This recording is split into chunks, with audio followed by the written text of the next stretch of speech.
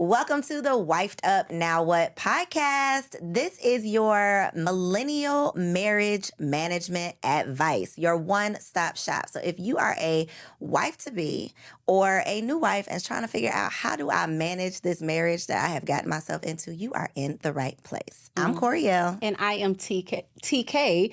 And this is the Grown Woman TV original, okay? The number one, the Big Boss podcast. You already know what to do. Go ahead and like, comment, subscribe. And while you at it, go ahead and get that Roku app. We on there too. Yes. Any place that you can find your favorite podcast, your favorite show, Grown Woman TV is also in that space. And we have a very special guest that's joining us today. We got Dr. Tiffanie in the building. Hi. Thank you so much for having me. I'm going to go ahead and let you introduce yourself. And then we're going to have a little fun before we get a little frisky. Okay. For today's show. So very well. Introduce yourself. I am Dr. Tiffanie Davis Henry. I'm a licensed psychotherapist. I'm a sex therapist, and I do the things. So I don't even know where to start because it's just so it's a lot. That resume is so long. It's a lot. It's a lot. So I think I originally I'm a sex therapist here in Atlanta. I've hosted TV shows on ABC, The Revolution, a nighttime talk show called All About Sex on TLC. I've done Good Morning America, Today's Show, Dr. Oz, Steve Harvey, Drew Barrymore, The Talk, The View, all the things. Some respect on her name is what she's saying. Do some writing, have my own podcast, Intimate Details Podcast. I have a CBD line, Shop Kinky Green. Come on. Private practice here in Atlanta. Just a lot. All of the things. All the things. So if y'all can't read between the lines, this week's episode is entitled Wifey Keeps It Spicy. And we got we gotta keep spicy it doctor spicy herself in the building. Yes. And it's going to be a little juicy conversation, but it's a really important conversation as well. Very because important. when we look at the statistics around divorce, when we look at the leading causes of divorce, like sexual incompatibility, infidelity, all of these things are at the top of the list. And we know these things, but we're not really having conversations about it. A lot of these topics are taboo. And the whole point of this Wifed Up Now What podcast is like, okay, girl, I'm wifed up, but now what? Like, what do I do now? How do I keep this thing going? Because we're not trying to be a statistic out here. Okay. But you know what? Kudos to you guys for this ingenious idea, because a lot of people suffer in silence for a lot of different things, whether it's health issues, but certainly when there's trouble in your marriage, a lot of times people don't feel like they have somebody to go to talk about these things. Yeah. So the fact that you're opening the door to these conversations and just creating a space for women to kind of figure these things out before they start having these conversations, I think is key. So kudos to you guys. Thank I you appreciate very much. And you the are space. a wife. Yes. And how long have you been in the game? Wow. We got married in 2007. I'm not going to do the math because that's not my strong suit. We celebrate every single year. Yeah. But yeah, we got married in 2007. We dated though for 6 years prior to being married. So we have a 9-year-old daughter. So we partied hard and, loved on each other for a long period of time, got married, partied some more, and then, had a kid. And so I feel like our foundation because of that is really, really strong. Wow. And he married a sex therapist. So, things are great. That part. Okay. Things are great. Right. So who better to have here in the hot seat, right? Yeah. Okay, so there's this funny picture that we're going to show up on the screen somewhere. I'm going to show it to you. Okay. It's not going to show up on that screen. All right. I got this one, though. TK, I got it this time for real. And my question is, because today's topic is all about intimacy. So the question is there a such thing as too close? See, I'm not doing that. I remember this. I'm not doing that. So a double toilet, guys. Is that where you draw the line? No, I drew the line way before that. We didn't even get there. So a double toilet to me, I do feel like there are some things and let me preface this by saying every couple is different. And the line for me may not be the line for you. That is what, we're not even in the same, Not in the same neighborhood. No, not for me personally. However, I don't want to yuck your yum. Okay? If that works for you, and God bless you if you find someone else who that works for. That's fine. That's the thing. Because oftentimes, especially in relationship, we're looking for the wrong thing. And if really that's what you want, those questions need to be asked way earlier in the relationship, because I'm not there, and my husband and I are never going to be there. I have no intention of being there. And if he wants me there, then we need to figure some things out. Y'all got to talk about it. What about you? Girl, what? Can you, no? So yes and no. Okay. Is there such thing as too close? Yeah. I feel too like much intimacy. I do feel like it can. What's the word I'm trying to use? I don't want to know everything so fast. Everything that I don't have to know. Right. I don't need to know what color your poop is. I don't need to know if it's runny or was it hard or was it like. But there are some people that like actually talking about those things. But at the same time, because was your answer that it's subjective, basically? For, I mean, everybody has their thing. Everybody has their thing. Everybody has their kink. Some people get down like that, and that's fine. As long as you're partnered with someone who I hate to say equally yoked, but literally, and as long as you're partnered with someone who gets down like that as well. What comes into my office is someone who is partnered with someone who is not of the same mind and body, and you're trying to coerce or convince them that we should be doing this together, and it's just like that's not my thing. Not necessarily the case. Not necessarily. These conversations are so interesting to me because I've considered myself to be very closed-minded in a lot of areas, and so my initial answer would have been, I think there's a such thing as too close. I think that there are just some things that, and guess what? That's fine. Yeah. That's fine. It's so fine to maintain that boundary. It is, you give yourself permission to maintain that boundary if that is your boundary. Yeah.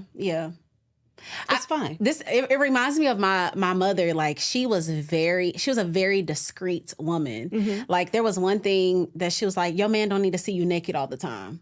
Your man don't need to know when you're on your cycle. Your man doesn't need to know if you use tampon. It was a very discreet, and that was something that I held to a standard. Then I was like, well, sometimes I'm gonna walk around this house naked. If I get out the shower and my panties are in the other room, I'm gonna be naked for a minute. I'm gonna be naked for a little while. And so I feel like my mind is broadening. And these type of conversations, I think, help too. I think what tends to happen, we grow up, and rightfully so, our parents teach us values, right? They give us values. They tell us what's moral and immoral, right? Yeah. It's not until we start getting into our own, smelling ourselves, and starting to kind of using our own brains, right? And starting to think about the world from our own viewpoint and not theirs. And they're coming into that. They're giving you that wisdom based on their own experience. But you hadn't lived yet. You start growing up and living, and then you like, you know what? Damn it, I pay rent here. Okay. Let me make some rules up in this house. My nipples want to feel this air conditioning. Let's go. And this baby gonna get what this. The baby gonna get what it Absolutely. gets. So there's a statistic. Speaking of parents, there's a statistic that says that 67% of new parents report a decline in relationship satisfaction during the first 3 years of a baby's life. AKA, shit is gonna hit the fan once you start having these kids. Once you have a family, 67% of people, these ain't my words, okay? This is 67% of people are saying that they're not as satisfied in their relationship. Are you getting this conversation? I know the answer. It's hilarious. No. What's hilarious to me, this was my dissertation topic. It was low sex desire in women, a comparative study amongst stay-at-home and working mothers. Oh, talk about it, please. And well, here's the thing. This is what I'm a I stay-at-home. found. Are you? I am. Have been for 8 years. Here's the thing. It doesn't matter whether you stay at home or not. You're going to have low sex desire. So all women have low sex desire? Is that the bottom line? Oh my God. At some point, I'm not saying that you do, right? At some point in our lives, the statistic is that 80% of women at some point will have low sex desire. That does not mean, and I think that number is low, actually. I think that at some point we all do. right? And it's dependent on so many different things. It could be dependent on illness. It could be dependent on medication. It could be dependent on hormones. It could be dependent on stress, lack of sleep, depression, the fact that I don't like the person that I'm sleeping with, cheating history. It could be dependent on so many different things. There's so many reasons. And that's what the study ended up finding was there are so many different reasons why a stay-at-home mom might be super exhausted. Number one, her day is 24 hours as opposed to going to work at a job for 8 hours and then coming home. Out. Yeah. Help. Right? So if a stay-at-home mom could get up at 8 or check in at 9 and then be off the clock at 5, she'd have energy for a lot more. I pray my husband tunes in to this podcast. But the fact of the matter is, at 5 o'clock, she's figuring out what dinner is, and at 6 o'clock, she's trying to make sure all the homework all the homework, for the baths, all of that. Hopefully, she gets to watch her own TV program. Oh, no, maybe, but she's probably continuing doing all of the things that happen. So she ending up working like 12, 14-hour days as opposed to an 8-hour. So to think that at that point, this tap comes on her shoulder and all she wants to do is be left alone and sleep and do what she wants to do. So, I mean, we all experience it. And I think when we start to be honest about that and give ourselves permission to feel how we feel in whatever moment, but also to advocate for ourselves and ask for what we need in the time that we need it. And hopefully we've partnered with someone who recognizes that and is willing to give us that when we need it. Marriage requires so much self-awareness. It does. Because your husband will pick up things about you that you may not even picked up about you. Baby. Like, you don't even know the root of course not. The things to be able to communicate so that he can understand. Of course not. Yeah. Marriage is one of the most vulnerable positions that we can place ourselves in. And for women like ourselves who are driven, who aren't really used to asking for help or don't want to, depend on someone else, it can be really challenging because what you need in relationship is community. You need help. You need to not have to do it all alone. And when you get that, when you partner with someone and allow them in to pick all of that up and you can trust them to do it, you can trust them with your heart, you can trust them to do the thing. Whole nother layer. But when that happens, it doesn't matter as much that I'm as tired as I am. Because you've lifted a weight off of me that now I can actually give you. I have the capacity, I have the room to give you something that you need in this moment as well. I got so much. I saw a clip, and I probably, girl, I sent you 25,000 clips, but I saw a clip that the woman was saying, like, in this stage, in this season, what turns her on, foreplay for her, treat me right. Sure. Help me around this house. Make sure that you done something for these kids. Make sure that you have taken care of something to lighten my load. Like, that's what's going to make me want to take these panties off. Right. That's what's going to get me excited. Not the things that I cared about when I was 21, because I don't care about that anymore. At this season, it really is about that. It is about showing up as a partner. Showing up as a partner, not as just like, well, these are my wife's tasks and these are my tasks. Because all of the tasks belong to both of us. Our tasks. Sure right. Is. So if the kids need to be bathed, you're not really waiting on me to get the bath water running. If you see they dirty, tell them to get their asses upstairs and start running the bathtub. I feel like that's a language they have not tapped into. Well, and has it ever been required? Facts. Has it ever been required? And here's the thing, and I'm not saying we, right? But I'm saying as women, sometimes we've created a culture because we are exhausted. No. Because we are so damn good at it so much. We do it all. What we tend to do, and I don't want to put all women and all men in any category or any box, but what we tend to do, we see something that needs to be done and we do it. Yeah. That's true. We jump to it. That's true. We don't allow things to linger, honey. We ain't got time to tarry. Okay? When shit need to be done, we go do it. Okay? And that's how our minds work. And we're so fast with it. We are. It comes natural. You ain't even know you realize you're doing it. It's just whereas for them, that is not something that they as a culture, as a male culture, have ever had to do, especially if they've had a woman, a Black woman especially, that will pick that up, whether it be their mom, auntie, grandmother, sister, or whatever. Yeah. So what we have to learn is where we come from into relationship, where this person is coming. Because the things that we're mad at our spouses about and our partners about, it may be things that they don't even recognize about themselves. Going back to what you said, like you learn so much about yourself once you're in this type of relationship with someone. Yeah. You learn, damn, I am selfish. Shit, I didn't realize I was doing all of that. Because you've been with yourself only for so long. I don't pick up after myself. Oh, I could initiate helping out or getting dinner started when you're working late. I never really thought about it. I just thought you liked cooking all the time. I didn't realize that this was something I could take off your plate. Oh, I could wash the dishes since you cook. Yeah.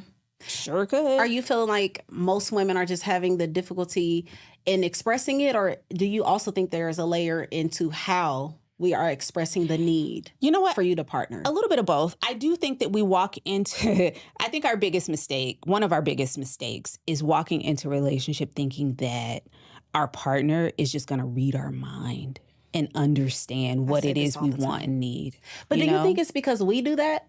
Because I feel like think that we over anticipate what the needs of everyone in the house is, and we go forth and fill those needs, fill in all those gaps and holes. For sure. And we want somebody to do that for us. No. Marry a woman. Marry You a do. woman. I think it's a man-woman thing. We want seriously. somebody, yes.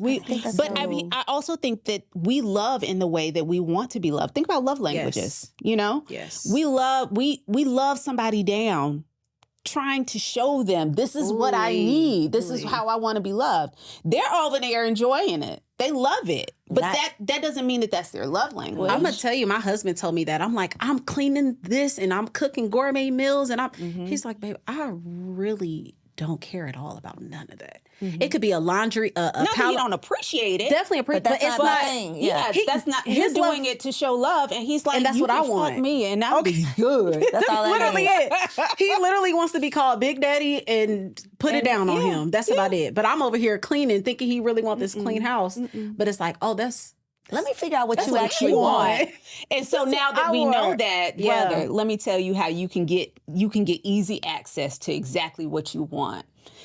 If I come home, because I believe, back to what you were initially saying, foreplay starts well before the bedroom, you know? So foreplay for you looks like, I already called a housekeeper. She gonna be there on Friday at 10 o'clock. You leave the house. Sounds You good don't to even me. have to be there while she there. Leave the Now she house. putting you in the mood. And let me go ahead and get these J's for you, because I heard you when you said you wanted a pair. Just go on over to Nordstrom and pick them up, Yes, because I've ma'am. already ordered them. Get you some lunch while you're there. Call Co. Panera. She's gonna meet you for lunch. Oh my goodness. And Husbands, just I come hope y'all back. are watching. Just Literally- come back at 5 and everything will be done. I'll pick up the kids. Don't worry about it. I got this taken. Those are the acts of service that you need. And I promise you, she will not come home with panties on. what? That What? part. It'll be, we don't know where they at. The kids like, they ain't on. They're not here. I don't know where they at. Okay. Like, my hair is standing up. That's it, Oh, right? talk to me nice. Listen, but I think this is where that men are from Mars, women are from Venus things come from. It's like we are speaking. I'm over here speaking French. He's over here hearing Mandarin. We're having two totally different conversations. Yeah. And that to me is where this statistic, all of that comes from this disconnect in the communication. I need to learn to connect. Yeah. We got to get into. Girl, we got to have Dr. Tiffany come on here and just say what the husbands need to hear. And then say, baby, listen to this episode and see what y'all think. So, ladies, send your man over to listen to this episode. Yes. So another statistic, which is going to hurt y'all men's feelings when you send them over here. By 70 years old, 60% of men have erectile dysfunction. I thought it was sooner than Is that true? And is there something that can be done? There's a lot that can be done. So erectile dysfunction, when we think about it, it's basically not being able to obtain or maintain an erection for as long as you want to.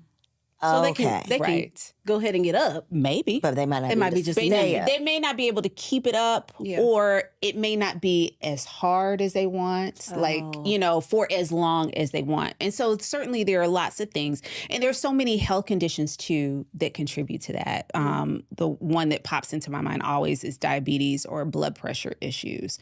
One of the best and worst gifts to this whole sexual revolution for men has been Viagra, Cialis, Levitra, all of that.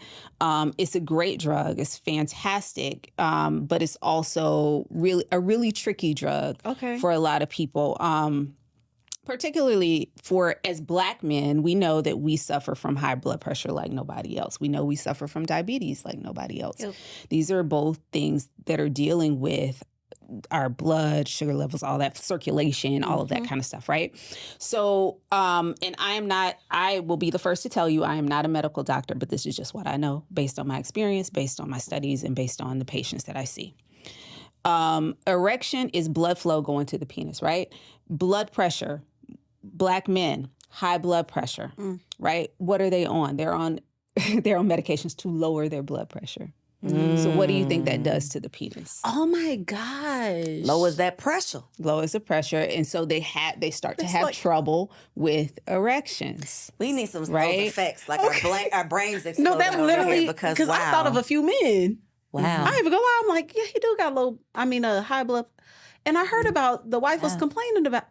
And same thing with diabetes. A lot of times circulatory, they're having those circulatory issues as well. And, they're on medications to lower the blood pressure, to manage all of these things, but they also can disrupt blood flow going to the genitals as well. Wow. And so then the problem with medications like Cialis, Levitra, Viagra, not necessarily problems with those medications. When we don't understand the physiology of our bodies and we just go get one of these pills off the street because insurance and not having it, or having to just get one pill because they cost so much, right? You go and take this pill and you're undoing all of the good work that you're doing with this. Yes. And so you're seeing a lot of people in hospitals with heart issues or having heart attacks because they're taking something to raise their blood pressure that's already high. So I always ask people to just really be careful, be honest with your doctor about what it is you're taking, putting in and around your body, because that is something that is not to be, that you don't take erectile dysfunction lightly, but you also, if you have it, you really do want to talk to your doctor, because there could be a physiological reason, a medication issue that's causing it. And those are all things that can be adjusted. A lot of times people get what they'll self-diagnose with erectile dysfunction and just be like, okay, it's over.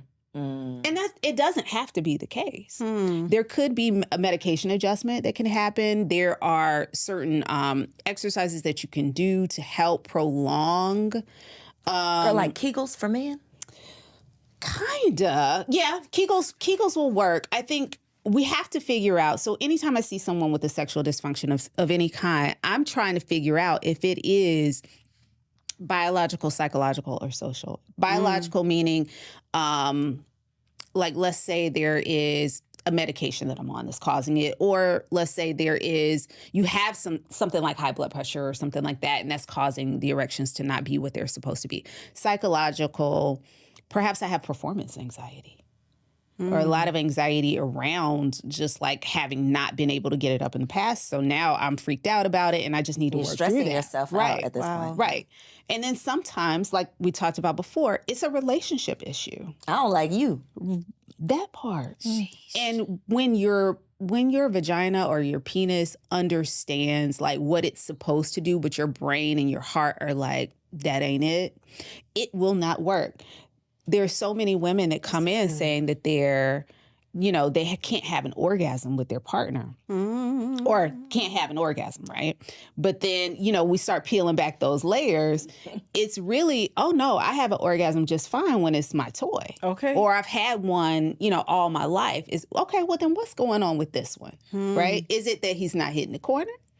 Or is it that he hits the corner too much and he's out of the house and he's not respectful and he's with all these other people, and that's what's not allowing you to give yourself fully to this person?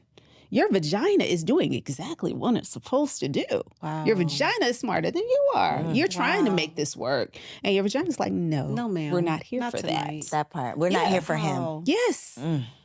So, yeah. So your mind can want, Oh, for sure. but your heart is saying it's not safe. Or your body is physically Your body will shut down. Responding to There are this some person. times when Oh, your or not. vagina, even or your penis, will just shut down on you, and it is not a medical issue. It has a lot more to do with either the psychology of what's going on. Maybe you're stressed. Maybe you're anxious. Maybe there's trauma. Maybe there's so many other things going on, or perhaps there's something wrong in this relationship that is not happening that should be happening, or vice versa, or. I mean, it could just be functional. It could be that like what you're doing is turning me off and I'm not able to do this. this is deep. This You know, is so there's deep. so many layers to it. But there's hope. Sure, of course. So that number does not surprise me that you said by age 70. By age 70, 60%. I mean, yeah, we'll have some sort of and I take it about as literally as I take the other statistics about the women, because at some point there's going to be, if you are a Black man in America, at some point your mind is going to be on something else when you want it to be on this person that's in front of you, and your body will fail you and not perform in the way that you want it to. Okay. So if we think about erectile dysfunction, it's just simply, I want my erection to last Strong and long. strong and long, 5 minutes, 7 minutes, 10 minutes, 15. I'm on 5. And it didn't last that long. And I don't know why. And I'm freaking myself out. And that is erectile dysfunction. It is not functioning Was properly. the 5 long or short? The 5 was short. The average from penetration, average penetrative sex lasts about 5 to 7 minutes. That's Are you from surprised? putting the tip in to ejaculation. That does not include foreplay. It doesn't include any of the other stuff. No, I'm not surprised. This just lets That is me know average. people be lying. No, it's not that people be lying. We ain't gonna say that. I ain't gonna put that on nobody's spirit. Women are saying they're having sex for hours. It could be. They're fools. They could be. I don't know who has time for that. Please I stop. don't. Get somebody I else to do don't. it. How y'all vaginas go through that? Here's the thing. Wow. Here's Just what all the- happens. Pound What? town, because they in pound Well, town. first of all, lube is your friend. And if that's what you're into, again, how we started this, we not gonna yuck they yum. Okay, no, right. nothing wrong with Let them lubricant. have your kink. No, Let them have- let you have your kink. You're right. I'm not built for that. You're okay? right. Yeah. You're right. You're right. I'm You're not right. built for At it. all. I got things to do. I'm Do you trying to think go that to most sleep. women are? You feel like women are? No, I think it's definitely a spectrum. I also think that people are doing things to enhance their lovemaking. Got it. So again, like the Viagra, and there's not a, I don't want to say that they're bad drugs because they're doing a world of good for a lot of people. But one of the things that we really have to look at too, when we're talking to young people who've grown up watching porn and don't know how to have adequate relationships and communication and all that stuff. They've grown up watching porn and watching these images of people having sex for long periods of time. So when they come into relationship thinking that sex should and does normally last that long, Yeah. without realizing that that particular performer has taken Viagra in order to last that long. Yeah. Right? Yeah. So now they have a kind of a skewed reality of what their bodies should do. And that's when they go and seek out these things to last longer without realizing like your penis really isn't supposed to do that.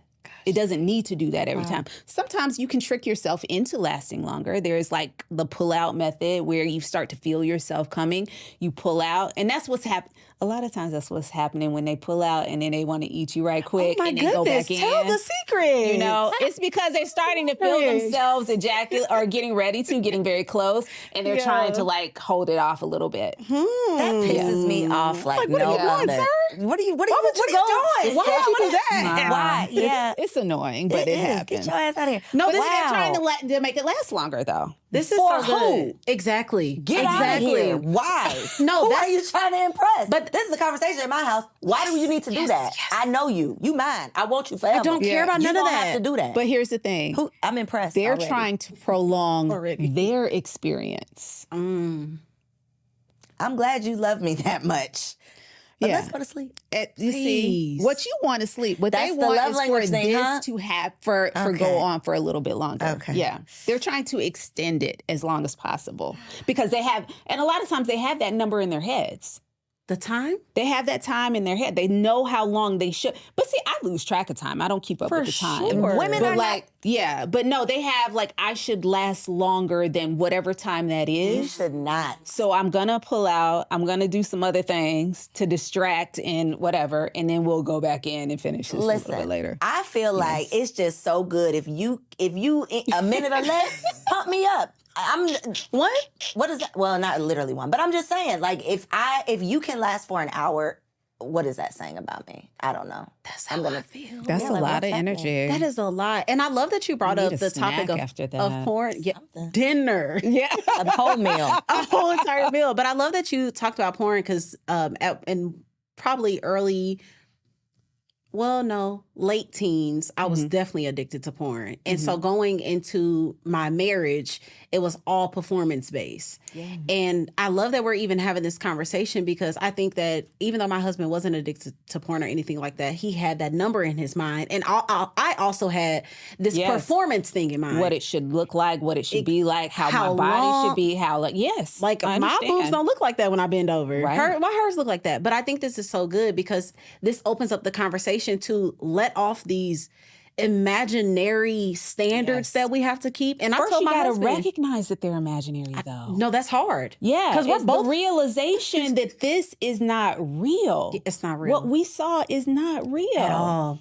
I done learned about the girls being able. How much? I don't know how much we can say on this podcast. Girl, go ahead. This is your podcast. The girls squirting, having things inserted inside of them to make it splash out. Like so many different. I'm like, everything is fake. And then we had a conversation one day, and I'm like, literally told my husband, I don't want long sex. Like, give me a strong, good little 10 minute session, and I'm straight. When you start going to 30.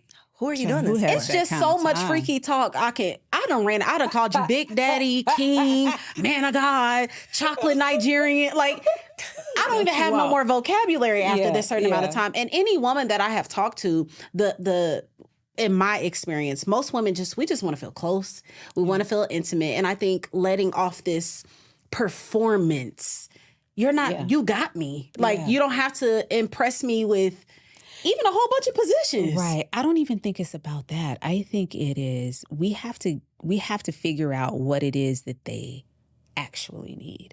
So intimacy, true intimacy is emotional closeness and physical closeness. It's both of those things together. And I'm going to speak in very general terms, right? A lot of times what we need is emotional closeness. For sure. That's our need. In order to feel loved, we need to have that emotional connectedness. For men, they need physical closeness in order to feel loved. So a lot of times that need, that skin hunger, that wanting to just be with you in a physical way is a reassurance that you love them. That's what lets them know. For us, like you said, I could take a leave after whatever amount of time, whatever you enter your own amount of time. But if you will talk to me, if we can communicate well, if you understand that I'm tired and you're like, no, sit down on the couch. I got it. Let me do this. Let me put the kids to bed. That makes us feel closer and more loved, right? So what we have to start doing is really, and it goes back to what you said about language too, we have to speak to them in their language in order for them to feel loved. So if what he needs in order to feel loved is the sex. That's so deep. Your message I don't necessarily need it to go long, but I do understand that what you need right now is me. And I'm going to be here for you. Now, after whatever your cutoff time is, I can't come up with nothing else. Okay. It's over. I got no more. Like you said, I got no more vocabulary. Okay. All right. There's some lube on the side of the bed. If it's dry, it's not even. It's not because I don't love you. Yeah. Okay. I'm here. Yeah. But understand that in order for me to do that, it works both ways. I have to be able to tell you because they can't read our minds. Yeah. We got to be able to be a big girl and tell them, like, what I need is when you come home, if you can just give me 5 minutes, so that I can go sit down, because I've been looking at their asses all day and I'm sick and tired. I want to drop kick one of them. You know? If you could just take them in the other room for me for 5 minutes, God. Yeah. All night long. Then I'll feel sexy. Yes. Okay, for sure. Then Absolutely. maybe I'll feel Do you feel pressure to like, because you mentioned it even, Yeah. you know, he married a sex therapist, so it's all good. Is there something that comes along with being a sex therapist? Like, do you always have to be in the mood? No. No, I have to be me. I know that's right. I have to be his wife. I have to be a woman. I have to be, you know, I have to work. I have to, we the same, you know? I found someone who does not put unrealistic expectations. So if you think about, so when we met, I was working on my master's in psychology. So that was a whole other type of pressure, because when you marry someone who's a therapist, they always, or date someone that's a therapist, it's like, okay, is she psychoanalyzing me? Or is she thinking too deeply? And really, I'm lazy. I'm not really thinking about all that stuff. I'm off the clock. Like, I just want to be a human being, right? Yeah.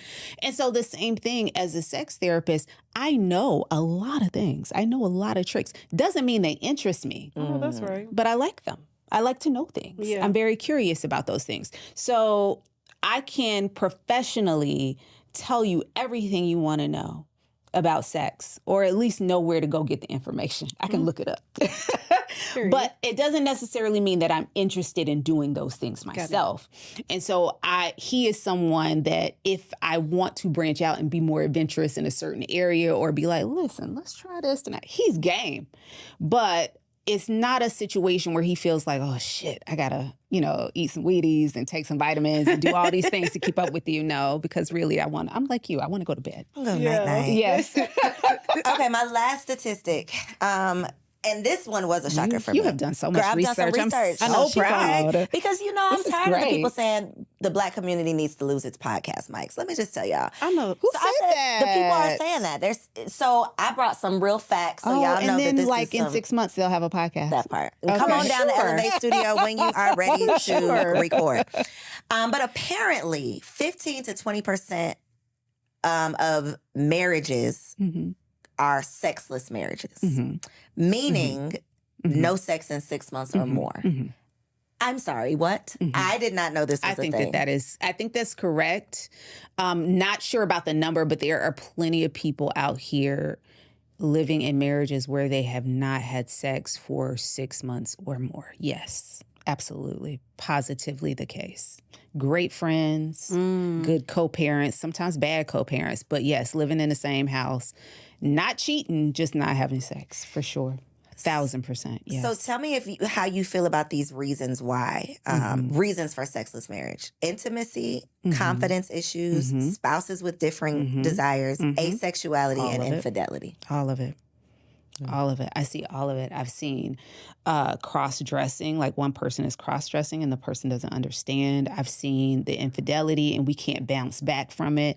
I've seen I had a performance issue and now I just don't want to try anymore because I don't believe that this is going to work. I've seen just getting older and injury. My back or I got sciatica or whatever it is, you know, and this isn't, and I can't do it.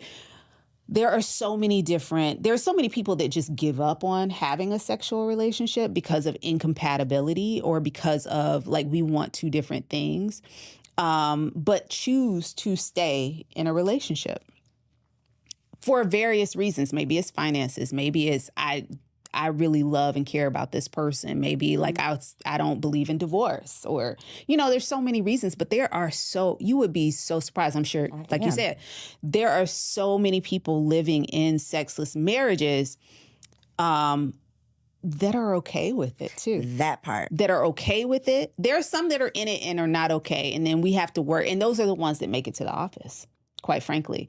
But there are some that are content being in that relationship. That number is actually low to me. You think so? I thought it was higher. You think more people are not having sex in their Absolutely. marriages? I'm talking about close, in people that know. Yeah. So where does asexuality come into this? I really would like to know that.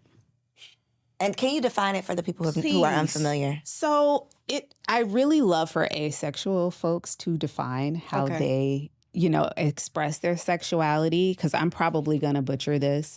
But it means not really, let's say not really feeling sexual in any kind of way. Like sex is not of interest to me. It's not something that I think that for the most part, the women in this room, right, we have a certain level of sexuality that we walk into. We own, right? We carry around with us. We know, like, there are things that we wear that might make us feel sexy. There are things about our bodies that we love and appreciate and know are just like, okay. Someone who identifies as asexual does not necessarily walk into a space with that same presentation and or feeling. And that is that's their walk. That's how they feel. And so I think that, when you fall in love with someone who does not identify as asexual and who is very much a sexual being and wants to be intimate in a physical way, it can be very challenging because you have needs and you have very basic needs that you only want your partner to fulfill. And the challenging part is you're asking your partner to do something that they are uncomfortable with and that does not meet their needs. And it's a very challenging dynamic. Do you see that often? I don't see that often. What I see more often than not is because if someone is asexual or they identify as asexual, they're not coming to me for a fix. They're fine with it. It's the people around them that aren't fine with it. Yeah. The people who want to have sex with them. Right. They're fine. But it's like being in a relationship with someone who wants something of you that you can't give. So what I think is really, what is even more common is something that you said is having a desire discrepancy, where I am a high desire partner but my partner's desire is lower than mine. We're not at the same place.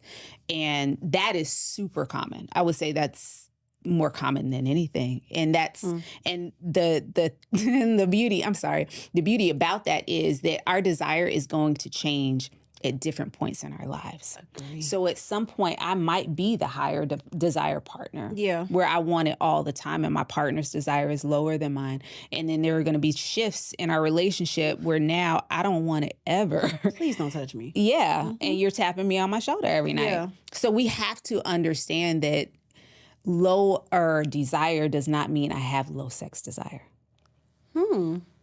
It's just lower than my partner's. Okay.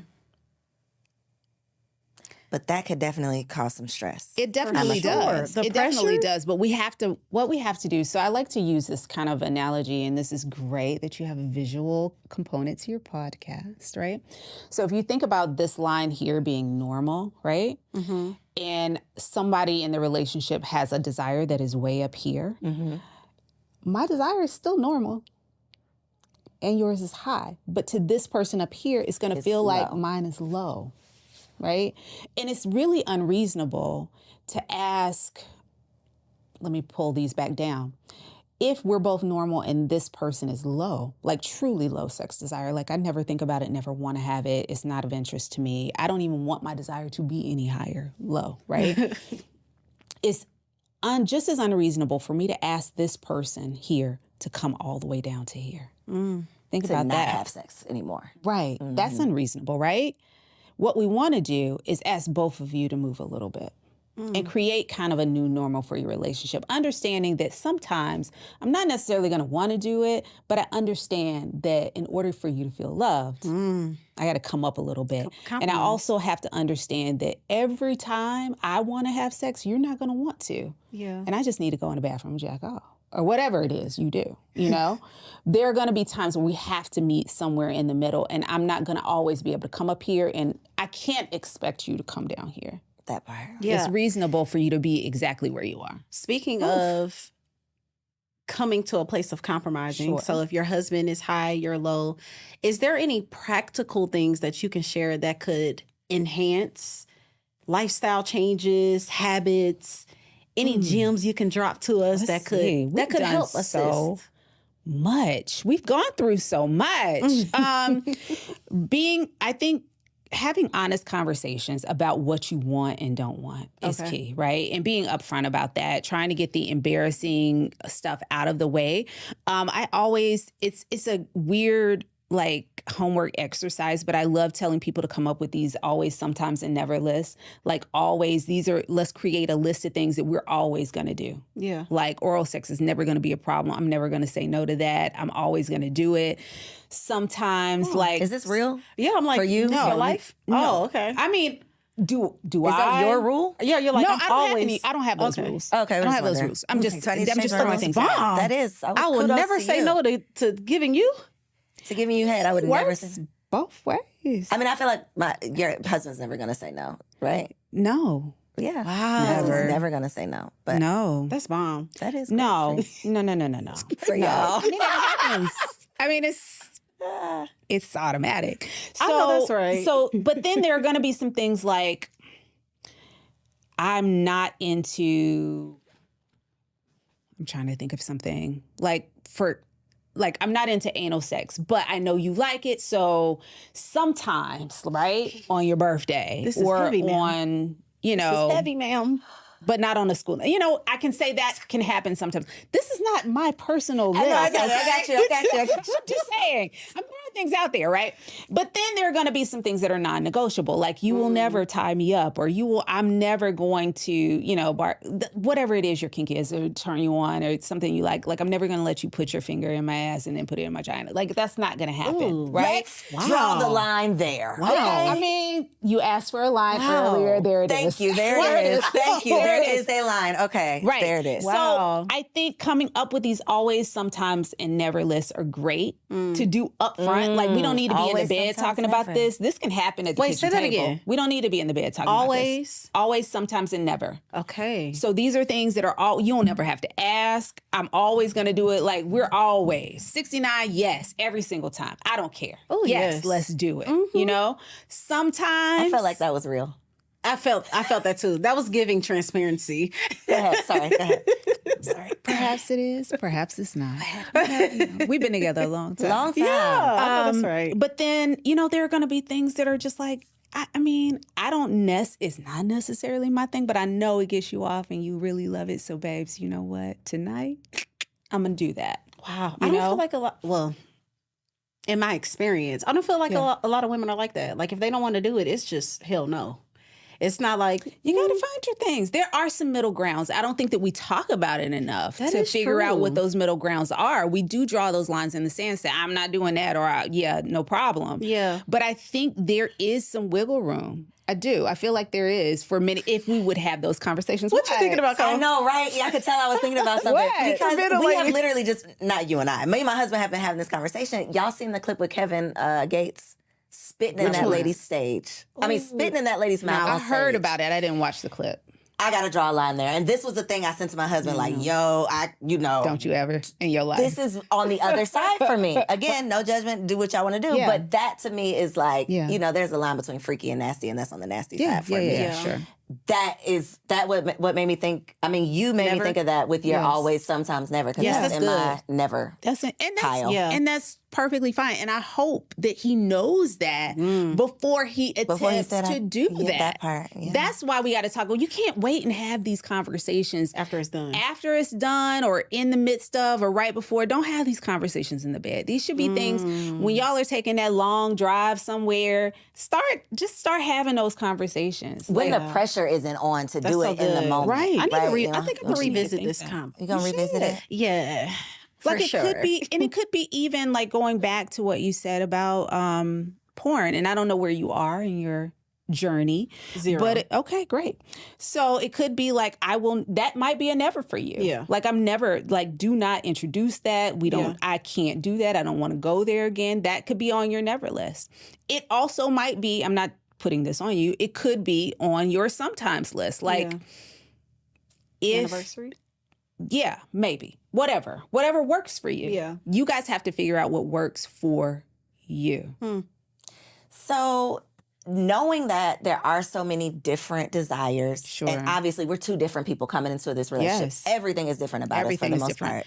For including what you said earlier, that you're coming into the relationship with like your parents, grandparents, great grandparents, all the stuff, all the values, everything that they've instilled in you, the church that you might not even understand. Right. All and don't in agree your with ear. either. Right. All in your ear. Yeah. Everything is coming in. Everything you learned and didn't learn. Things your friends have told you that you assumed were real, but wasn't. Things you watched on TV and porn, all that kind of stuff. Yes, I'm sorry. No. That's No, good. that's great. All of it's coming in with you. So getting out of your head is a real thing. That was advice I got from a therapist a long time ago. I am a very much so in my head type of person. So as a wife, serves you well. It does in some areas. In a lot of areas, it serves me well. In other areas, like being, what's the word? My inhibitions. Yes. You know, just being free. Yeah. I've never had the wild party night where I'm just like, ooh, woke up the next day like Don't hangover. remember. I'm not that girl. Do you want to have that? I would like to have a wild, with my husband, I would like to have a wild night. Okay. So for women like me who are in their head too much, what advice do you have? Because wifey trying to keep it spicy. Sure. I don't want to be a prude. And I've married this man at this point. You know, I can do the crazy stuff now. Yeah, you How do I can. do it? That's such a good question. You can. So what you're asking is something that I think a lot of women struggle with, and that is kind of just letting go. Part of it comes with time, and letting go is a choice. It is a distinct choice that we make to turn that part of ourselves off that is cautious, that is the overthinker, that is methodical, and that like caution to. And why I say it serves you well, because it absolutely does, right? It's gotten you very far in your life. I wonder though if the overthinking maybe in the past has how it served you in relationships. Or disserved you. Right. And so you finally are matched and partnered with someone where you have to get comfortable with the I don't have to always be ... whatever that thing is that you feel like you always had to be previously, or maybe have to be at work, or maybe have to be when you go meet with your kid's teacher, or you have to be in social settings. You don't have to be that person with him. You could turn that on and off if you want to, and you have the power to turn that off and just be as free as you will allow yourself to be. You have to give yourself permission to be that person in those moments. I think I have to give myself drugs to be that person. You don't. Alcohol. I mean, they'll help. Okay. I mean, but you don't have to. You can give yourself permission. I think getting in touch with what you're really scared of. And she's about to turn this into a real therapy session. Don't do that, Dr. Tiffany. And you invited me here. Ma'am, you invited me here. I did. Go ahead, therapy's me. But no, you just have to get in touch with what it is you really want. Give yourself permission to be and do that. Know that you are safe. You trust him, right? He's not going to let anything happen to you. If you get completely out of pocket, he's the person you want to be with when you're doing that, right? And he's going to take care of you. I know. I just met him, right? I sized him up already. I know that if you get too loose, he is going to be straight as an arrow. He is going to take care of the entire situation and hold it down. You can get as crazy as you want to. He got you. You got to know that. Thank you. Not me wanting to cry. You got to know that. Not even about me. So now you can do whatever you want. That man got you. He does. Period. I love this. Right? Hanging from the lampshade tonight. All right. You better. I'm going to report back. Please. I'm really not. I'm going to be sleepy when I get home. But I will do it one day. Maybe later this week. I mean, plan it out. Yes. Plan it out and just be like, you know what? What's your alter ego name? What is? Girl, I need one. Me too. Because, we need to come up with something. Wifey got to keep it spicy. What's your middle name? It's not. Oh, definitely mine. No. What is it? Mildred? What is it? It's Larissa. That's fantastic. I'm sorry? That is fantastic. Larissa. Okay. Yes. Does that sound So freaky to Larissa's you? coming Yes. home tonight. No, she's going to be there this weekend. Tonight, this she's tonight. supposed to be. Yeah, She's no, not coming Larissa's tonight. not coming tonight. Okay. But no, Larissa, just let her come. She can be whoever you want her to be. Okay. Okay? And she's already in you. She's there.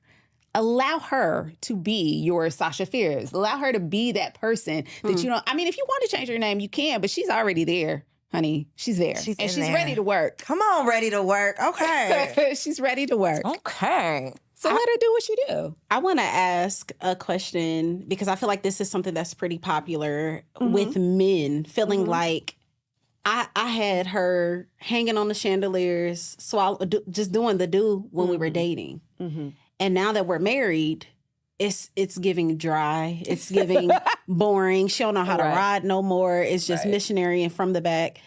What is something that you can speak to the men in explanation? And have you seen that where men are complaining like, she was all of this when she was trying to get me, and now it's like, here. I think we have to look at both sides of it, honestly, because there are things that men do as well in dating that they stop doing. Talk about it. After marriage, right? I think growth is, as we grow, we change. I am not the same person that I was 10 years ago. I'm not the same person that I was 5 years ago. Yeah. I would like to think I'm not the same person that I was 2 years ago. For sure. I've grown. I've changed. I have more responsibilities. I have more bills. I have other things on my mind. What tends to happen is we go into relationship and go into marriage thinking that that we're going to remain that same person for the rest of our lives and do those same things. Like, my knees don't allow me to do the things I was doing when I was, you know what I mean? For sure. My body won't let me do those things. When I think about the things I did, I'm like, I was up there that How? long. Right. That's crazy. I wish. How? And get a quarter of that And time. so I think the expectation is unrealistic. I also think it's unfair because I think we change as we age. We have different things on our minds, different things weighing on us, different responsibilities. I also think that there is a mindset of, I think we have a fairy tale. A lot of us have a fairy tale, men and women, of what marriage will do. That after this piece of paper is signed, things are going to be ... whatever kind of way, whatever you have in your head, right? sure. And the reality is that is a piece of paper. Yeah. And the marriage is not simply about our sexual relationship. Now I'm freaking tied to you. Like you're part of my responsibility. For sure. There's a lot of pressure. We're building things together. Yeah. So my mind isn't necessarily on, let me get this man. I got this man. Right? Or I got this woman. So now I'm focused on the next thing that we're building. Maybe it's kids. Maybe it's getting a house. Maybe it's getting out of debt. Maybe it's going up a corporate ladder. Maybe it's, building brands and things like that.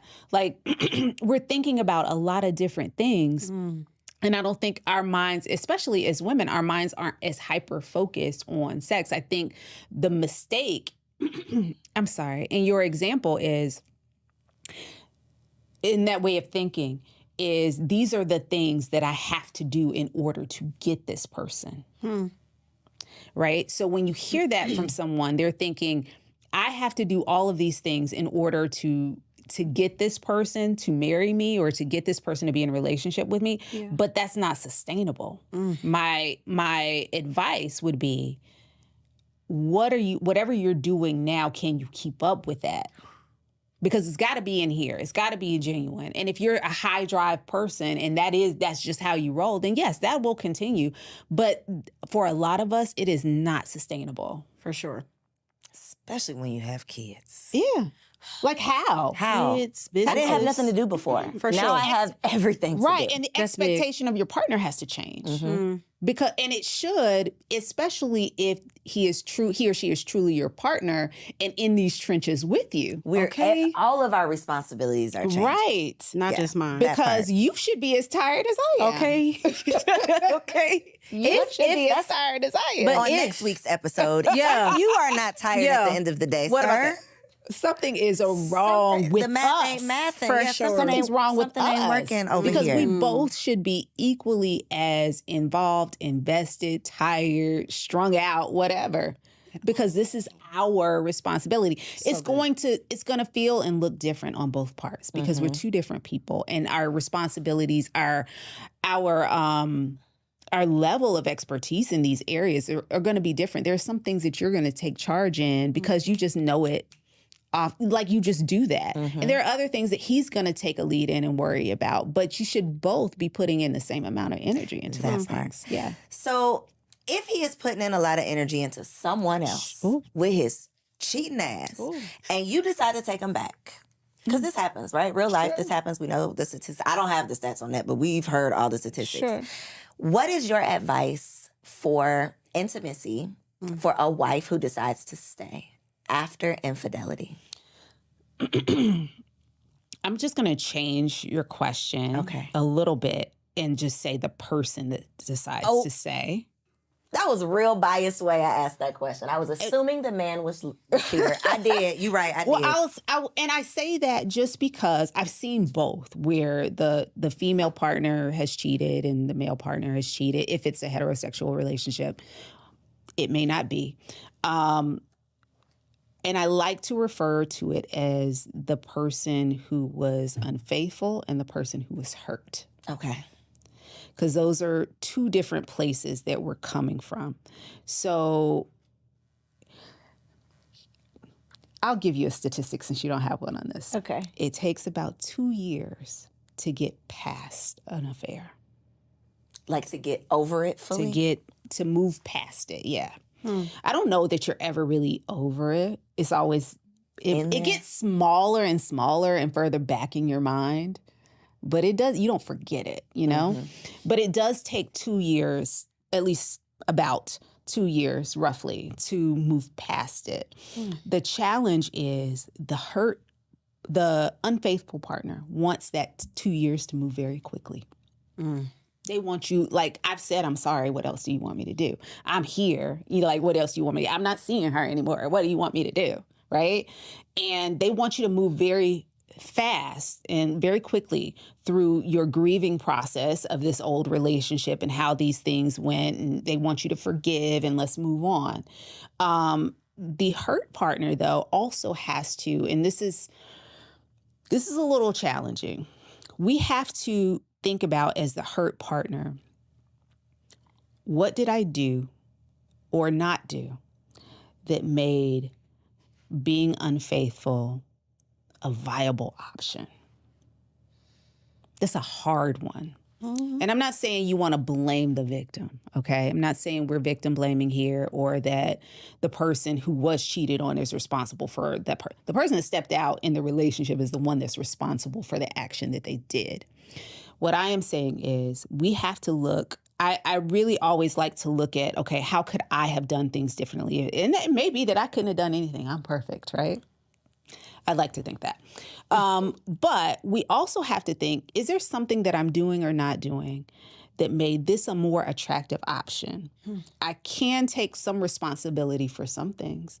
Perhaps every time you walk in the door, I say very negative things to you. I don't support you. I flirt with my coworkers, but I've never crossed that line. Or I talk down to you. I never want to have sex. Like there may be things that I'm doing that make you feel like I don't like this. And I just thought that cheating was a great option, and it clearly was not, you know? So I think that we have to think about affairs and the recovery from an affair in more of a longer process, that it takes people time to figure out their roles, whether you're the hurt person or the unfaithful person. You got to figure out how you got there.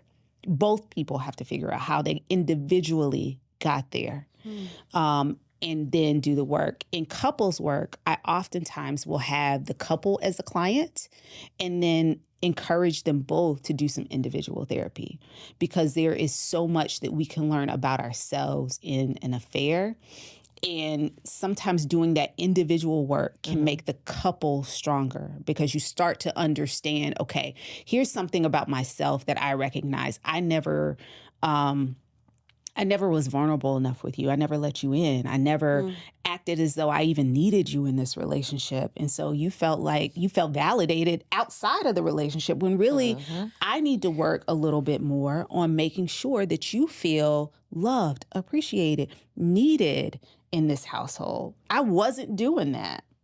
So I'm not saying you should have cheated or that I understand why you did, but I do know I could have probably been a better support for you. Wow. Now that's some grown woman-ish right there. Super grown. Grown. Super duper grown. But that takes a lot of work. And this is why it's not going to be over. Like, they want you to forgive them real quick. Immediately. Like, I said, I'm sorry. So like, the what else? first, You know?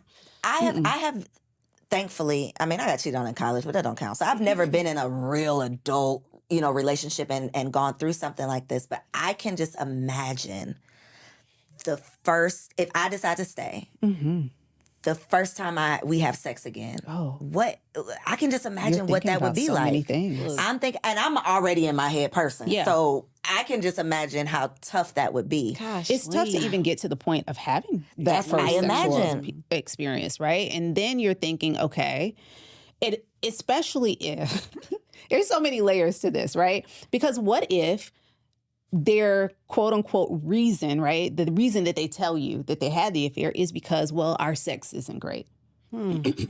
Now I'm thinking about, my performance. Now I got performance anxiety. Now I'm thinking, what should I do? What did she do? That part. Why did you like this person as opposed, like, how do I compare? Like, what do I do? Again, this is why the individual component of therapy So they is need so therapy important. as the answer. Y'all need to take yourselves down to therapy. I would love to see them on somebody's couch. I know that's right. Okay. Yeah. It's got to be tough to get yourself out of that. Now, here's the thing about couples therapy and repair work after an affair. You got to make sure that both people want the same thing. Because a lot of people come into therapy think with one person foot out the door, like, I'm just doing this because this person wants to do it. Yeah. But I'm already out. Is there a majority of the time who that person is? What do you mean? Who usually wants to do the work? The unfaithful person or the hurt person? I don't think there's a majority. Okay. Like, sometimes I would say probably if the unfaithful person wants to save the primary relationship, then yeah, they're like really pushing. We can go to therapy. that But makes what happens a lot of times is the hurt person had been asking them to go prior to getting caught. Right? I've been trying to get this person in. They would never come. They say, we don't need it. We have the tools. I'm not interested. This is not, I don't want to. Then once they get caught and I'm threatening to leave, oh yeah, let's go to Now therapy. we'll go to, it's got to be No, we're not going to use therapy that way. That's not what it's for. I want to dig a little deeper. Because then it's manipulation. Yes. that part. Agree. Yes. I want to dig a little deeper on a little spicier tip. Yes. Do you feel like there is a such thing as intimacy getting boring? And do you feel like it should be encouraged to try new things? Do you think it should be encouraged to get a new toy, try an edible, try a new position? I don't think there's anything wrong with any of that. Yeah. I feel like everything you just said is like fair game if both individuals want to do that, if they're open to doing that, right? And then we go back to the sometimes, always, and never. We might have to make a whole new list for that, right? Maybe there's some things that, like, I've never tried an edible having sex, or I've never even tried edibles, period. How about we try them one night and just see how that part goes? Okay. Yeah. And then we'll see if we can add sex into it. Because if I've never had it before, I don't know how my body's even going to respond to it. Yeah. Yeah, I agree. Go ahead. I was going to say, like, there are some things, I've had conversations with women that they didn't even know they liked a certain kink until they tried it. Until we just tried it. It's like, oh my gosh, I love being chained up. Yeah. Oh my God. And it's like, well, if we would have never explored, and the reason why I asked this is that I feel like, so me and my husband, we have a marriage ministry. We have talked to so many different married couples. And a lot of times the men are complaining that the women are doing the same thing, or they're lazy, or, they nothing has changed. And so I'm interested to see, like, do we think that some things can stay the same? Or as we get older, if we want a long-lasting marriage, should it be like, no, we need to pull out the horse tonight? A horse? I don't know. Is that a real thing? I have no idea. It I just can be. looked it It's up. about to be. Right. It's about to be. Just like No. trying new things. Or do you feel like...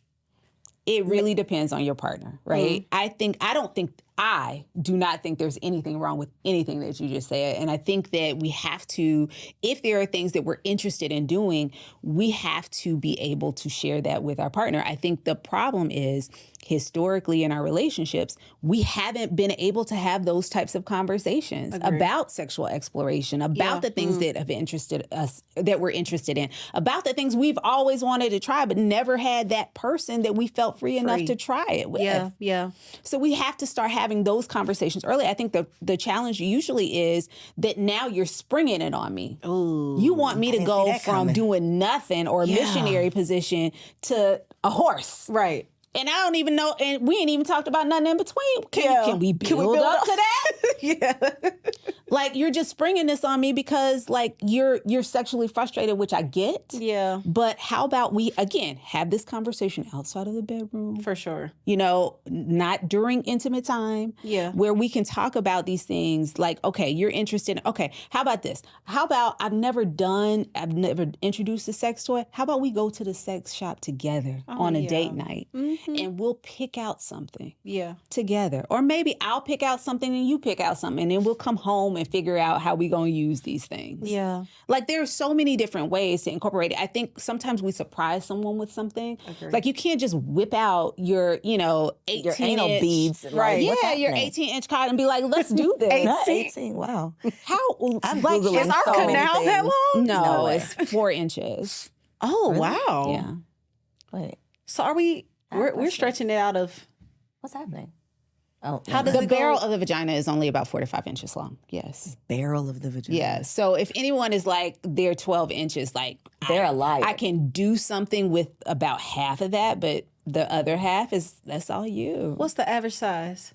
Of a penis? That I don't know. That's a great question because the size changes, As you get older? Yes, but no, when it's flaccid and then when it's hard. So, yeah. Oh, Jesus, y'all, this is a little... I have to go read my textbook on that one. Yeah, I would love I to know forgot that. number. Come on, I would I'll love to know email that. you. Please do. I'll let you know. I would love to know Okay, I that. have one last question before we, Yes. and this is not on the paper, but before we get to our game, from a sex therapist. Yes. What is your advice on threesomes for married couples? I have not had a threesome. I feel like I should put that disclaimer out there because my mom or somebody might watch this. But go ahead. I think that, again, you got to know, okay, threesomes, open marriages, that kind of thing, polyamory, whatever. You really have to know yourself, and you got to be honest with yourself about what you can and cannot do, what you can and cannot tolerate, what you can and cannot put up with. I know for me, I don't share. I want to focus on one person, and I want that one person to focus on me. So I know that I am not cut out for that life, okay? I also know that I'm not going to be good watching or giving permission for my partner to do anything with anybody else but me. But that's me. I think too often people find out, or they're introduced to threesomes or open marriages, open relationships by a partner who wants to explore that, or that's something that they're used to and that they've always done and that's their thing. And a partner will go along with it in order to either please, keep, maintain, whatever, that relationship. And if you can't handle it, you got to be honest about it. And you have to let it go, because it will do nothing but break your heart. I have had so many couples come in where, again, there's this desire discrepancy where one person is very much gung-ho. The other one might have agreed to it at some point and said, yeah, I'm open to trying it, or I'm willing to do it. And then they realize that they can't, that it's too much, and that and then they don't know how to get out of it. They come to you? Because, they don't know how to get out of it, because it's like, I did agree to this, but I don't like it. And the other person is in very deep and it's just like, I am loving this. Right, paradise. And you were okay with it. You gave permission for it, so I'm good. Yeah. It's a very, very tricky type of relationship, and it is not for everybody. And I'm not saying don't try it, but be very honest with yourself about what you can tolerate and what you absolutely know that you cannot. And if you are the jealous type, it is not for you. Okay, not for I me. have so many directions I want to go in that. What you want to say, girl? So, one, I am with you. I first of all, my faith and my belief, I believe that man and woman are made to be two people in a marriage. But when I hear this movement of threesomes and the poly or whatever and all of that, something that you said that I have not experienced, but have been around people that have experienced is he was into that or she was into that. And so he's a great man. Like there was someone that I know who never was in a poly relationship, but she was like, there's really not too many great men left. And if this is his requirement, I'll be okay with that. And so, but are you really okay with it? Like, of course not. Yeah. And my point that I'm making is I haven't met too many, let me say this to be very clear. I haven't met any women that have had threesomes, that have been in poly relationships, that was doing that before, that was really into it. It was something that was typically introduced by the man. It's like, well, he's a good man, and I'm going to leave this because he just want to, what can this really hurt? And so it's been interesting learning that women are doing it more and more. But as I talk to them, they're really not necessarily happy. don't want to do it. And so there's this thing where I'm like, are we lying to ourselves? What gets me though is what the person that allows you or wants you to do something that you're not comfortable doing. That really is pushing and going so hard for you to be committed to something that is tearing you up inside. Yeah. You know? Because that doesn't feel like love to me. Yeah. And if It they really can't read doesn't. the room, Yeah. what kind of relationship is this? Yeah. Yeah. So I've seen the other side. I don't know if y'all saw the Brother Husbands, the show, where it's the one wife with multiple husbands. Oh no. And all of y'all gotta look them up. It's on TLC. Check it out. It is mind blowing. But on that show, it's the opposite. So all of the wives, it's like 3 or 4 couples, but all of the wives were basically cheating on the husbands.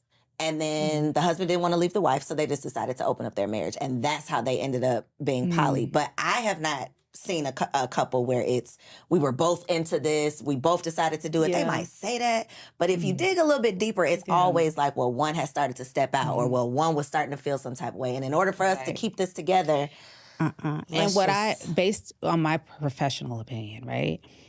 It never fixes the relationship. Introducing somebody else into your relationship is never going to fix the primary relationship. It does. So that's game right there. Please. That is very game. much so. If your person says, I think we need to have an open relationship because that will solve our issue. Yeah. It won't.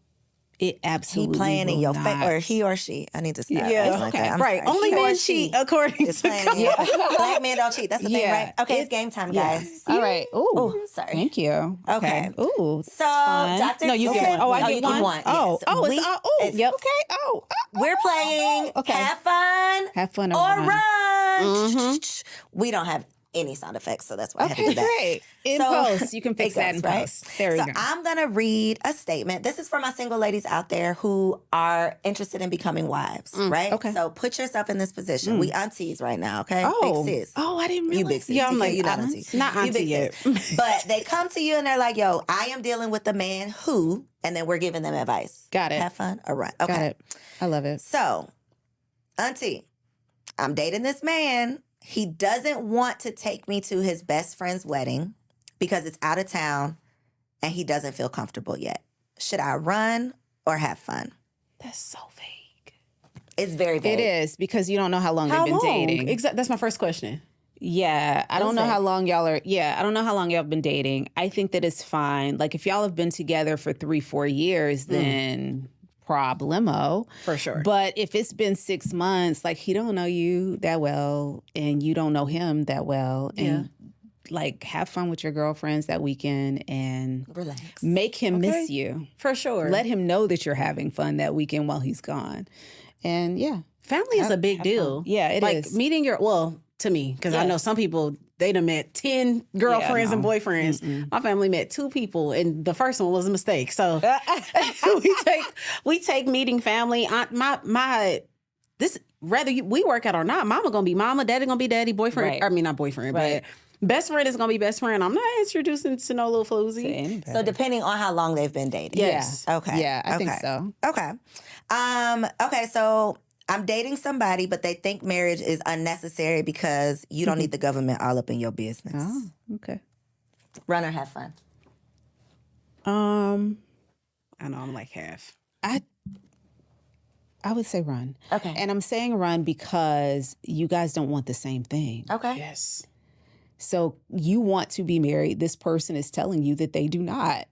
And so you kind of need to not be there. This is the same thing as far as poly and threesomes and everything. Like, It's hard. we're forcing, It's hard. but like we're literally Yeah. forcing. I'm forcing you to be faithful And to it me. doesn't work. It Well, never works. So in Yes. this case, If marriage is your requirement, if you're bendy on that, then what if it force was the goal. So what Exactly. if it is a let me not misquote any religions because y'all will cancel me for that. But there are some religions, right, that do not require government To be paperwork to be married. So if you are of a faith that has a spiritual marriage or something like Ceremony. that, does that change y'all's answer? But does he want to even do that? Yeah, so he just doesn't want the government in their Paper. business. He doesn't not want to be with you. It's not that he's So not it's committed Oprah to and you. Stedman. Like, It's Oprah and Stedman. Y'all can be together just wanna forever. He be- just don't want the government in his business. I'm going to say have fun, niece. That's what I'm going to say. I'm going to say have fun only because this is an actual conversation that me and my husband had. And we definitely wanted to get married. We were both like, but do we, we're a little conspiracy theorists a little bit. But we were on the same page with that. right. So and see, that's the thing, though. Y'all Same were page. on the same page. Same page. Y'all but were on the same we page. both did get off that page. I did. So Yeah. this makes me want to. If you're on the my same page, mind- I'm fine with it. It's when Trying to force somebody. Yeah, because what happens is we tend to think like it's like I can get you to come over to my side, and you can't. The person has to go willingly. They have to go when they want to go. And if he ain't want to go, then just Can't let him drag go. Let him go. I just have so many questions because I feel like there's some things like if you're my business partner, we got to be in a contract for a building that we both like. We won't double or second guess that. It's like Right. I got to get this money. Yeah. But when it comes to a family I'm going to raise with you, children that I'm going to push out of my vagina for you and put my life on the line, that's when it's like, ooh, government. And it's like, well, the government was involved when you got the building. The government was involved when you talked to your lawyer about the products that you have with the other business. And now it's all of a sudden this big government thing. And for some people, I get it, but there's always something that I want to ask, like, what pain point did you have that made you feel a way about that? Even when it comes to, okay, off topic. Even when it comes to a God conversation or a specific religion conversation, and people are like ready to bash something that's like, tell me your pain point in that. Why are we thinking that way about that? Because we can, if I look at your other life, you're doing certain practices that are spiritual. You're doing certain things that are government paper involved. It's like a who hurt you type of thing. Yeah. I just want to ask that sometimes because it's like, now, especially if There's it's a a man. reason why the line is there. Yeah. There's What a made you reason come For up sure. with this? It's the same thing as like why a man won't post his woman, but he'll post his new car. Oh, I don't like the people in my business with my relate. But when you bought that new house, you was ready to show that off. Right. When you bought the new car, you was ready to show that off. Am I enough of a prized possession that you can't do that for me too? Perhaps not. Exactly. Perhaps Deep, not. deep run on that one. Okay, so I'm dating somebody. Ooh, I already know y'all answer.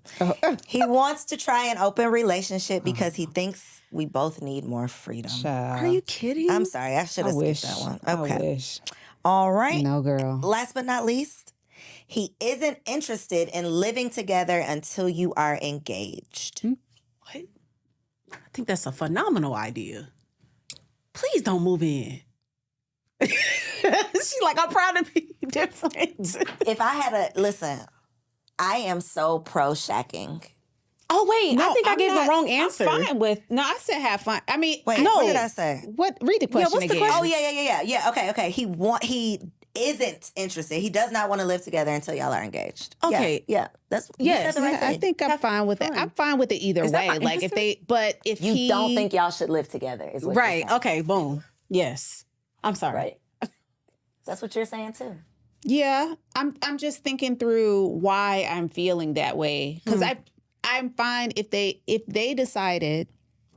Here's the thing: you've got two different people who have different views on this thing, right? She wants to. I'm assuming she wants to move in prior to getting engaged. He's saying, "I want to wait until we're engaged to live together." I think that is fine. If they wanted to do it beforehand, I would think that was fine too. I think there is something to living apart and getting to know yourself and having your own space and your own things. I also think that there is benefit in living together prior to marriage because you learn so much about a person prior. So I think if that's where the line is, then fine. I know at some point before we get married, we're going to be living together.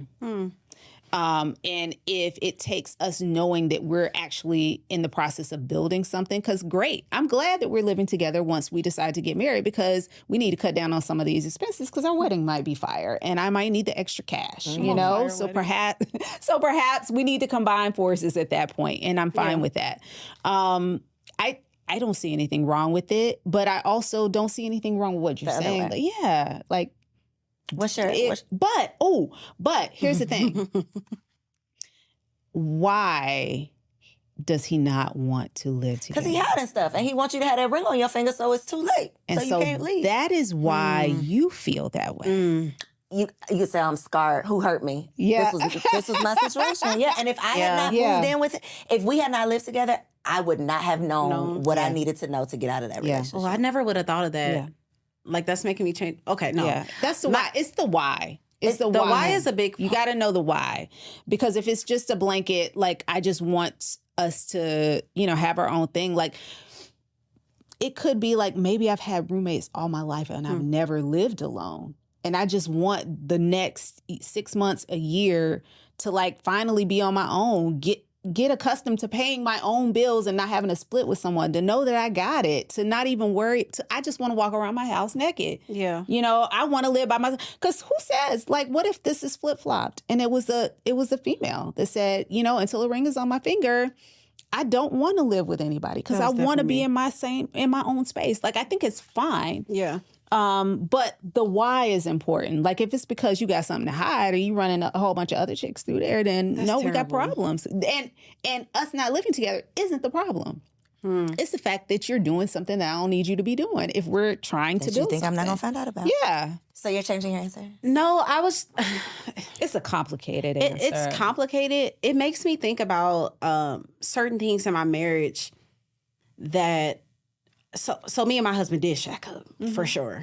We definitely lived together before we got married. And I sometimes I think that we have an opportunity to run from stuff that's not runnable when we're exposed to certain things. So for instance, let's say, we're living with a guy and he's, I don't know, just ultra messy or something. And it really ticks you off. And so you leave. You leave the relationship because y'all did move in. And then you look back and be like, that wasn't as bad. a good reason to leave. And so sometimes I think that it can harm the relationship to be exposed to things because when you're dating, I mean, I know everybody don't believe this because people think you can get married and leave. We don't believe in divorce unless you beat me up or cheat or whatever. But I think that it kind of sets up a system of people that are runners. In some cases, yes, things are exposed and you needed to see that. In some other cases, women have left good men have left good women because, she don't cook as much. She don't, and it's like you didn't even learn how to have conversations. You didn't learn how you date, in my opinion, is how you marry. So if you run, and you look back and you're like, dang, that was a good man. He just didn't put his socks in the basket. Was that enough for me to leave the relationship? So it's... Yeah. And then, okay, another reason is I think you shouldn't move in is I think dating should be dating. I think that we should go on a date and go home. Agree. I think that we should go out, have a You're blast. like together. We should go home. I'm with you though.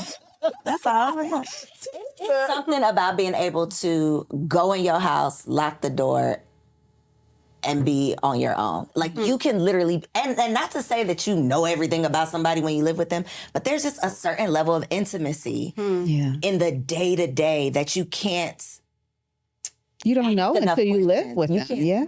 enough about just a random thing that's going to happen when you wake up tomorrow morning. It's the experience. Me seeing how you deal with the entire day, because you can put on a good mood and have a good spirit, a good attitude when for you this with me. hour that we're on this date. Yeah. But when your mama pissed you off, what are you doing? Yeah. You know, like when you had a rough day at work, how are you handling it when you walk through the door versus I see you 2 days later and you've cooled off? Like I want to be able to see you. Yeah. I want to see all of you before I sign up. I do. Yeah, Absolutely. and really commit to that thing. So you don't feel like you can see all of a man unless you live with him? Again, I'm speaking from a scarred PTSD position that in my situation, if I had not lived with him, I would not have. He was good at hiding and another situation. God delivered me. Sure. Go ahead. No, go ahead. I was going to say, because I just wonder for some women, like how many times do they have to do that? Well, now habitual shackers. I don't know about that. Like that might be a thing. That got to be draining to practice being a wife so many times. But is that what you felt like you were doing? No, not in your situation. But let's say it happened again. Let's say you met somebody again and you're like, let's move in, and then it didn't work again.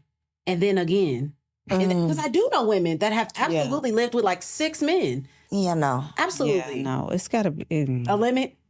Well, it's a time. We would have to be dating for a minute. For me. Okay. I don't think you should just be moving in with everybody. So, Like the intention would have to be that something is leading. that part. Yeah. The intention is marriage, but we're not engaged yet. Yeah. So yeah, the intention is there. So you are kind of playing marriage. So last question. Is there a certain time that you're like, it's been a year, let's do it. It's been 6 months. I don't have the time. I don't have a time. I don't think like short relationships really do make me nervous. Not personally, but like when I see someone where a relationship is moving very, very quickly, like we met each other and then 2 weeks later we're moving in together, and like that's absurd to me. I do believe, I've heard this before, and I do believe that like seeing someone, and you kind of hinted to that in a minute ago, seeing someone in every season.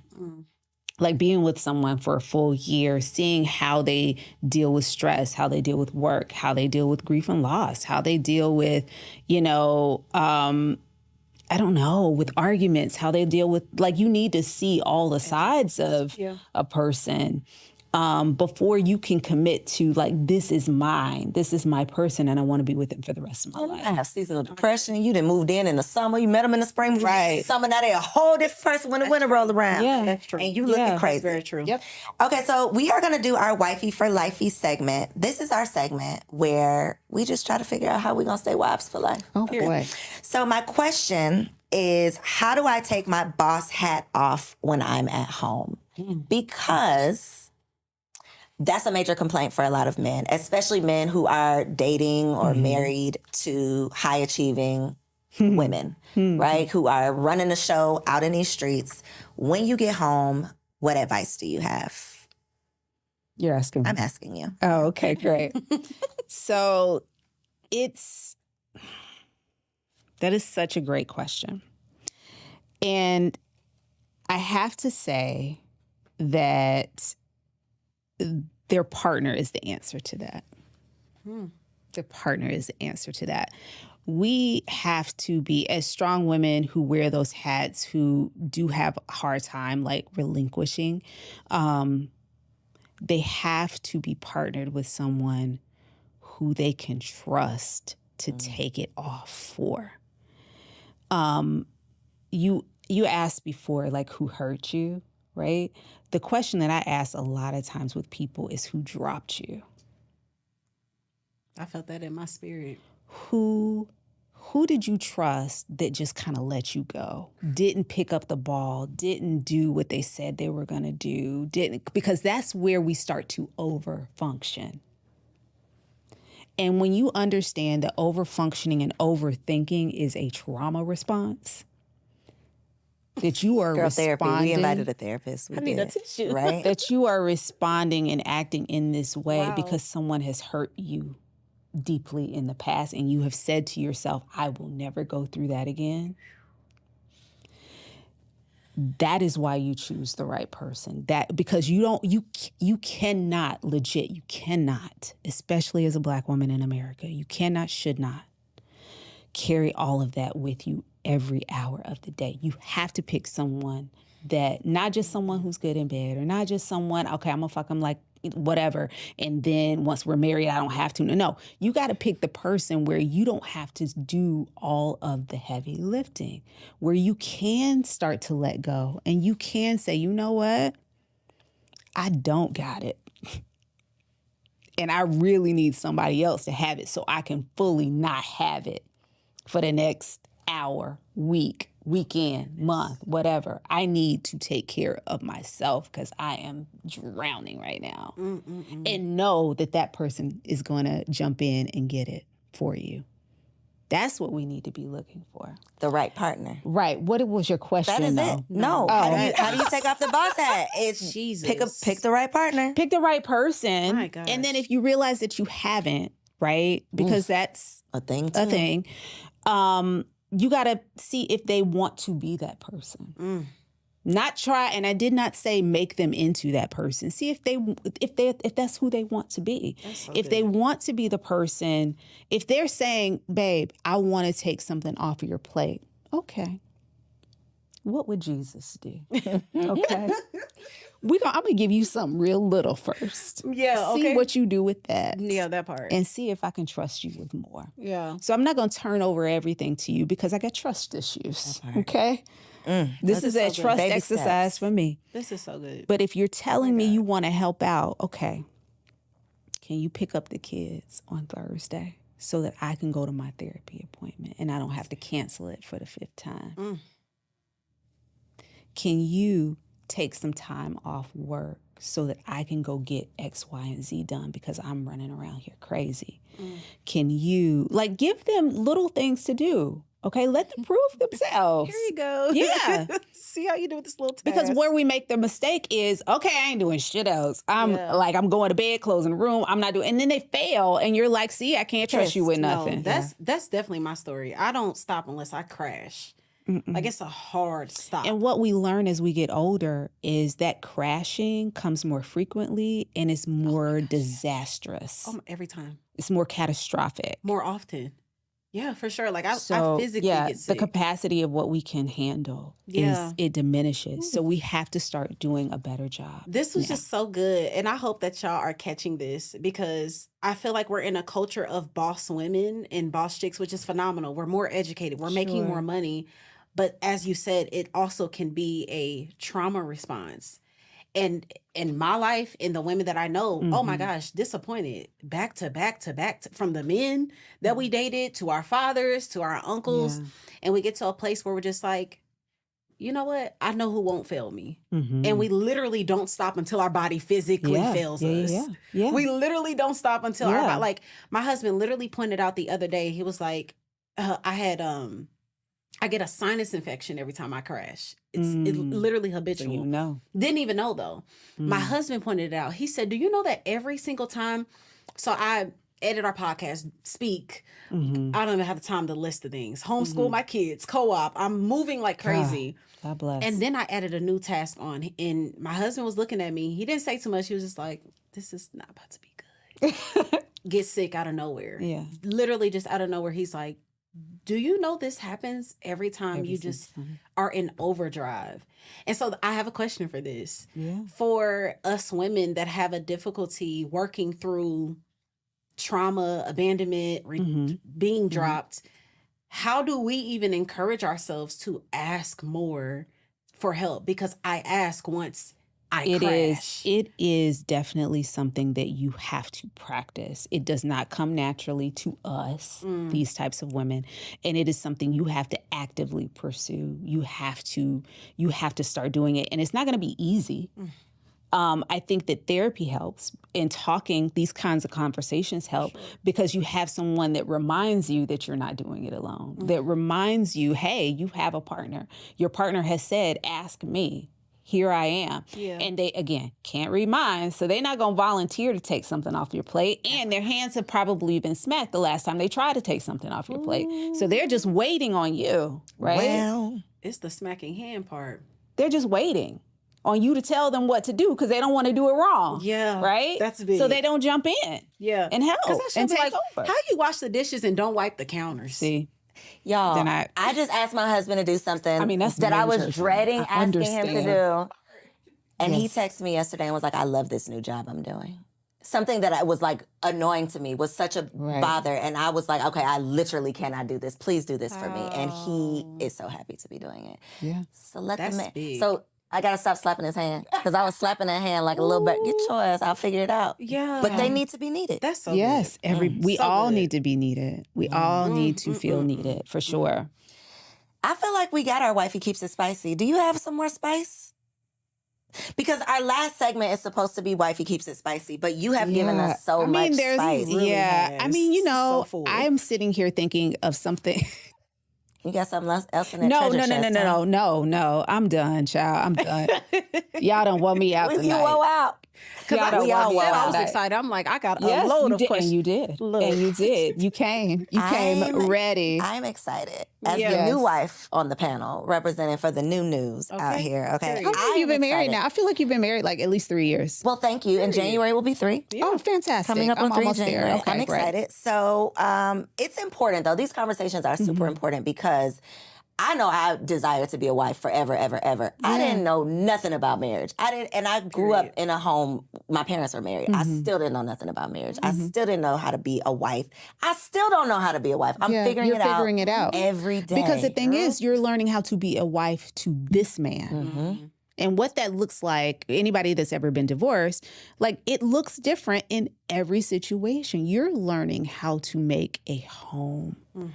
And how to make a healthy, happy home for your husband, for your babies, for yourself. And it's hard. Yeah. And we are not having enough of these conversations. Yeah. And so I applaud you guys for being able to do that. The answer is therapy. Listen, and the answer is therapy. Like an outlet. And not waiting until something crashes and burns to do it. But, you know, that might be a whole nother Do you only work with sex? Like if people, hear this and they hear your voice and they're like, I need some of that in my life. Yeah. No. So I work with individuals and couples. Some of them are partnered, some are not. I specialize in sex therapy, but I am classically trained as a mental health clinician. So I work with depression, anxiety, mood disorders, relationship issues. It doesn't necessarily have to be sex, but I specialize in that area. So for the people, and that's for anybody anywhere, they don't have to be in Atlanta. Oh, no, I am licensed in the state of Georgia, so you would need to be receiving mail here. Got you. Okay. For me to that part. No, that's right. For me to see you. And right now, I will say I'm not accepting new patients. Okay. But that doesn't mean I won't be. So just check with me. My website for practice is myintimatedetails.com. I'm also on drtiffanietv.com. And I was sitting here thinking a minute ago, and this is why I was laughing. I was like, I forgot like half of my little credentials when you asked me to introduce myself. I'm an intimacy coordinator, which I haven't talked about. So part of one of the ways that I transition my career, because I do believe in multiple streams of things, of the coins, I use my expertise in psychology and in sex to do work on camera and also behind the camera. So many of your intimate scenes with nudity, with simulated sex, things like that in television and film, I choreograph those. I work with the actors to make sure those things look real, even though they are not on camera. So what you see on camera it comes a lot of times from obviously the actors and good writing, but also good intimacy coordinators who make sure that it looks as it should on camera. And that's what I do. Who even knew that was going on behind the scenes, baby? A real production. Wow. Come on. Coaching them. You be coaching them together. Put your leg right there. Put your We head got to, yes. Wow. Well, you got to hide the junk too. Wow. And like make sure that things aren't being seen that they don't want seen. Yeah. And make sure everybody feels safe too, because that is a very vulnerable position to be in. Are people getting turned on? on the scene? Sometimes it does happen. And it's not like, your body it responds to things, right? You rubbing and touching. Yeah. So you don't fault someone for that, but you also make sure that we have things in place to help with that. So it may be putting a barrier in between people so that there are things keeping them body parts from touching. Yeah. And then sometimes you just need to kind of, okay, let's take a break for a minute and get cooled off a little bit, and then we can come back and do this at another time. So. Oof. Spicy. I know, super spicy. Okay, so you gave your website. Yes. Look in this camera right here and tell the people your social media so they can stay connected. Oh, everything is Dr. Tiffanie TV. That's DrTiffanie TV. And that is on Instagram. That is on TikTok. It's on YouTube. And then also drtiffanietv.com. Intimate Details Podcast. Intimate Details Podcast. We will be coming back, I believe, in January.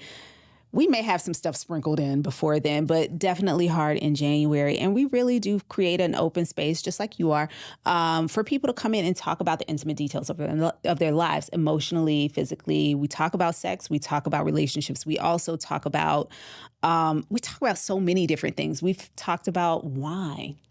We've talked about, different types of medical issues. We've had some GYNs on the show to talk about stuff that's going on with females. I mean, we talk about everything. Everything runs. No, it really, really phenomenal. runs. Yeah. And so it's been a really great podcast to do. I've had a lot of fun with it. And so much so that I needed a little bit of a break to kind of recalibrate. It was heavy. It was very heavy. And it made me kind of readjust kind of how I wanted to do this next season and next iteration of episodes. And I'm really excited for what we have going forward. We're excited. Because if y'all enjoy this episode, you definitely have to make sure you go over and subscribe Thank you. to Dr. Tiff's podcast. Thank you very Intimate much. Details. We'll make sure we link it down below. Thank you so much. I Y'all, appreciate that, sis.